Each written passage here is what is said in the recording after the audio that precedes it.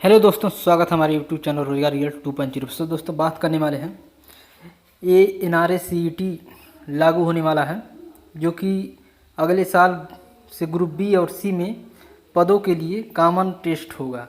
तो क्या ये RRB group D, ALP technician, JE और एसएससी में आने वाली वैकेंसियों के बारे में क्या कितना प्रभाव डालेगा उसी के बारे में, और क्या आने वाली भर्तियों में ये एनआरए सीईटी लागू हो जाएगा कि नहीं।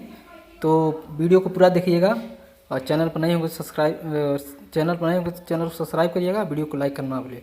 तो दोस्तों क्या है मामला, पढ़ के बता रहे हैं। अगले साल से ग्रुप बी और सी पदों के लिए कॉमन टेस्ट होगा, जो कि ये निकला है पेपर में दिया है। केंद्र के सालाना 1.25 लाख रिक्त पदों के लिए 50 से ज़्यादा परीक्षाएं होती हैं।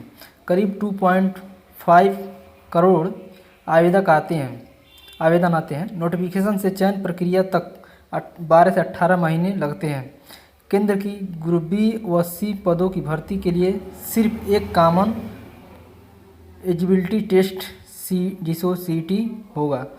ये बताया गया है कि हर साल लगभग 1.25 लाख रिक्त पदों के लिए 50 से ज़्यादा परीक्षाएं होती हैं और करीब इतने पैसे खर्च होते हैं उसको कम करने के लिए ये बताया गया है।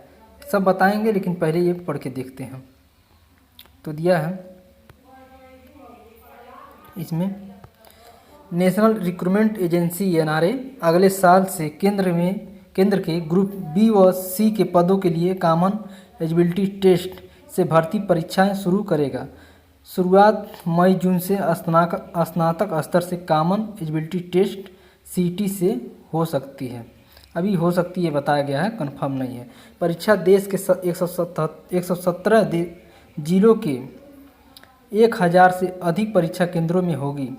पहले सभी जिला मुख्यालय कवर होंगे। सीईटी स्कोर के आधार पर केंद्र राज्य सरकारों, सार्वजनिक उद्यम और निजी क्षेत्र भी भर्तियां कर सकेंगी। यानी इसमें बताया गया है कि गवर्नमेंट जॉब से तो ले ही सकते हैं इस स्कोर कार्ड से, प्राइवेट वाले भी इससे अपनी भर्तियां कर सकते हैं। सीईटी स्कोर 3 साल के लिए वैध होगा। हर साल 2 बार परीक्षाएं होंगी। यह परीक्षाएं अभी तक सर्विस सिलेक्शन कमीशन यानी एसएससी, रेलवे रिक्रूटमेंट बोर्ड और institute of banking personal selection जैसी अलग अलग एजेंसियों के जरिए होती है। एनआरए के सूत्रों के मुताबिक सीईटी के syllabus, exam scheme, fees normalization के बारे में विशेष परामर्श कमेटी की रिपोर्ट तैयार हो चुकी है। एनआईसी की ओर से एनआरए की परीक्षाएं के लिए डिजिटल प्लेटफॉर्म के परीक्षण का काम भी अंतिम चरण में है। एनआरए ने रेलवे बोर्ड, बैंकिंग संस्थान और सेवा चयन आयोग यानी एसएससी इस संबंध में चर्चा शुरू कर दी है। पिछले महीने संसद की अस्थायी समिति की रिपोर्ट में एजेंसी ने बताया कि सीईटी के आयोजन की उसकी तैयारी अंतिम चरण में है, लेकिन तीनों स्तर यानी 10वीं, 12वीं और स्नातक पर एक साथ सीईटी आयोजित करने में उसे पहली बार में आवेदकों की बहुत बड़ी संख्या को संभालना होगा। इसके बाद समिति ने ग्रेजुएट लेवल की सीईटी से शुरुआत करने की सिफारिश की है। यानी जो एनआरए ये एजेंसी है वो हाई स्कूल और इंटर वालों को अभी नहीं लेगा एग्ज़ाम।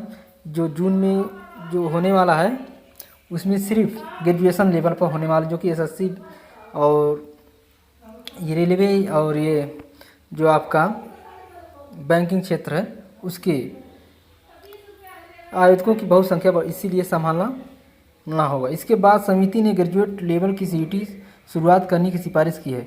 कमेटी ने जब तक एनआरए सीईटी शुरू नहीं कर पा रहा है तब तक रेलवे भर्ती बोर्ड की परीक्षा केंद्रों बढ़ाने की सिफारिश की है, ताकि आवेदकों को 100 से 200 किलोमीटर के दायरे में परीक्षा केंद्र मिल पाए। बैंकिंग भर्ती एजेंसी से भी कहा है कि वो एक बार में अपनी 1.25 लाख की परीक्षा क्षमता में बढ़ोतरी करे। यानी रेलवे और बैंकिंग वालों के लिए बता दिया है कि अपनी परीक्षा केंद्रों को बढ़ाने के लिए। एनआरए के एक वरिष्ठ अधिकारी के अनुसार अभी अलग अलग एजेंसी 50 से अधिक परीक्षा आयोजित करती हैं। नोटिफिकेशन से लेकर चयन प्रक्रिया में 12 से 18 महीने लग जाते हैं। एक कॉमन टेस्ट से एक गैप कम होगा, यह गैप कम हो जाएगा।